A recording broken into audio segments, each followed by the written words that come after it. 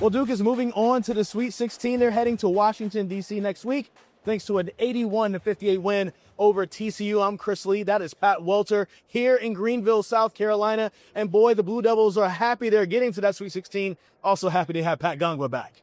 You just watch Duke on the floor, and things just look right when he's out there. It slots Cameron Boozer back to the 4, and all of a sudden the whole team looks bigger, right, when he's out there. Now, I thought he was rusty early, and Duke struggled a little bit early as Jamie Dixon and TCU tried to put on a coaching clinic, but Duke ultimately able to outwill them, really just survived the fouls because TCU got into foul trouble. Duke able to pull away late. And he opened up things for his teammates, and they say they absolutely loved having him on the court.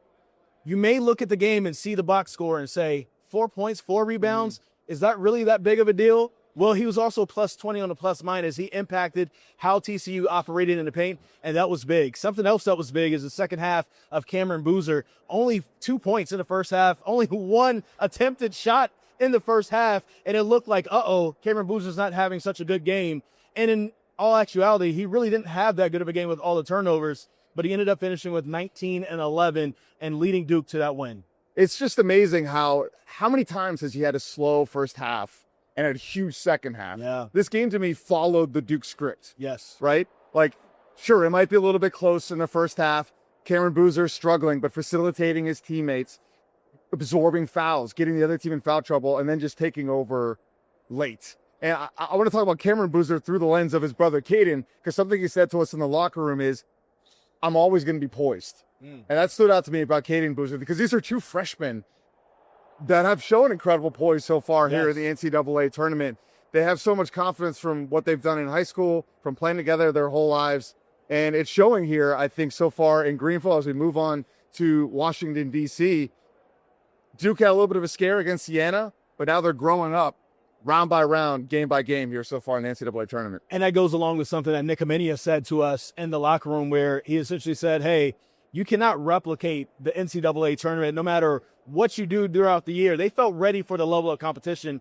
Maybe they weren't ready Thursday, I should say, for the level of fight that a team like Siena would bring to them. I mean, in the regular season, if you're going to face a team like Siena, it's going to be earlier in the year. You're probably going to blow them out by 30. You move on with the rest of your life, right? That wasn't the case. And so these kids have to grow up really quickly in their very first NCAA tournament game and go to their second, so it wouldn't all be over. Again, I've said it before, the Boozers have never ended a season on a loss in their last 4 years of playing, all 4 years of high school. So that's a streak I'm sure they want to keep going as they're still playing with each other, at least for this year. But it's going to be very interesting to see what happens. Duke is going to be waiting on the winner of Kansas and St. John's. You talk about 2 big-time programs and 2 big-time coaches there. It's unfortunate that one team has to lose, but that's what's going to end up happening. And now they have a big task ahead of them for next week. And look, when these brackets came out, Duke, the number 1 overall seed, but I think a lot of people looked at it and said, the bracket sure doesn't reflect that. Now, the analytics would probably, there's a reason why these teams are slotted the way they are. Sure. The analytics suggest that some of the other 2 seeds were better than UConn and go on down the line. But when you go through the coaches, we were talking about Self and Izzo and Hurley down the line, and the matchup we're looking at here in the second half. And, you walk away from this game, Chris, feeling like Duke got the groove back. Sure. But in that first half, you're watching and you're like, man, they can't create separation again, even with Gongba out there. So how do you leave it? Are you concerned about where they are going forward, given what we've seen through 2 games, or do you feel like they did get their groove back? I felt like they got their groove back, and here's what I'll point to. At a certain point, I want to say it was maybe halfway through the second half, with all the turnovers they had, it was live ball turnovers, which Duke doesn't normally do that. And then they spotted TCU at one point, 15 points off of turnovers halfway through the second half. You clean that up in the next game, you're probably still ahead by a lot more than what you were at certain points of the game. It still ended up pulling away, still ended up having a 23-point victory.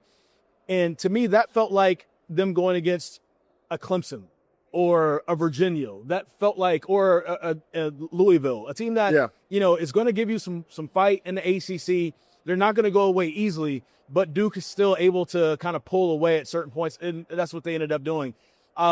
We saw the rust on Gongba. Absolutely. I mean, he had some early turnovers, but that's fine. He still impacted winning. And I think we saw probably Cameron Boozer's worst game of the year. He was just kind of careless with the ball. I don't expect that moving forward. And I feel like this team is actually getting a little bit better. And who knows, maybe they'll get even more better from that, if I can say it like that, because we don't know what's going to happen with Caleb Foster. Maybe he comes back for this round. Maybe he comes back for the Final Four. But they're optimistic about that injury in general.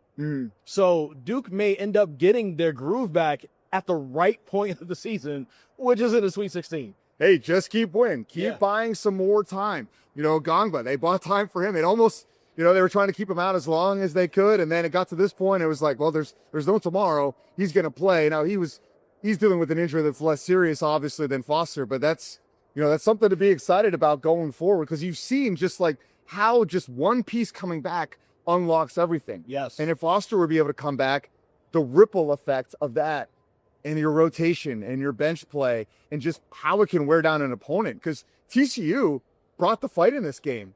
For sure. In the first half, I whispered to you, I'm like, whispers, is John Shire getting out coached for the second straight game?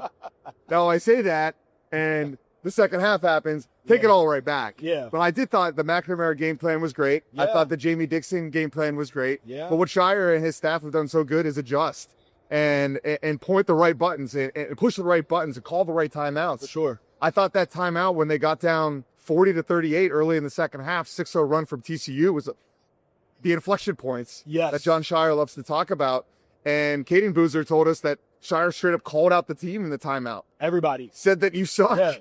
Yeah. And they responded, and they got back to Duke basketball, and it feels like a refrain we've heard so many times in the locker room this season, lockdown on defense. But it's what they did, and it just kind of snowballs the rest of it. They locked down on defense, creates better shots on offense, and next thing you know, they were up 20, and the ball game was over. Speaking of defense, I mean, going back to Pat Gongba, him being on the court, it really made things tough for the big men of TCU. And we saw Edmonds foul out early. And then also, like, he was altering shots, right? He's not known as this above-the-rim shot blocker, but he's been a lot better of a shot blocker this year than maybe what we thought he was going to be, because he's not the same style of player as Kaman Malawach last year, who's literally going to play volleyball with your shot and just, like, knock it out. Yeah. Like, that's not Gongba's game, but he did a little bit of that here. I think that it also impacted Malik Brown. Malik Brown, I think, played one of his better games since Pat Gongba came out. Right. The UNC game, he was good, and then he seemed to not quite be as comfortable in his role since then. It was a lot of those minutes, it felt like he was overcompensating a little bit. Today, I felt like he played a little bit more free than what he played since Gongba went out. He had a really good game. And then also you just look at the high-low action that Gongba was able to create with Cameron Boozer. And that was something where you pulled the big out of the paint, right? Because he's guarding Gongba, and you don't know, he could be a drive threat, so you have to be out there on him.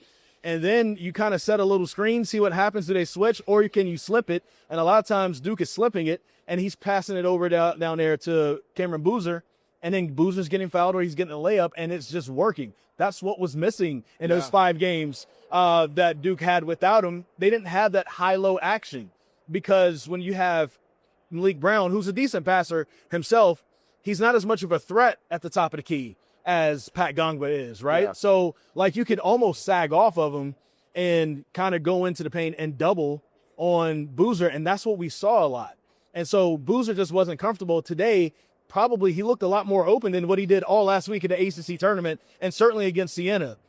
Gongba being back is huge for Duke, and I think we saw it there. Even if you only look at 4 points, 4 rebounds, you got to look at the totality of what happened in that game. He was impactful for Duke on their offense and defense.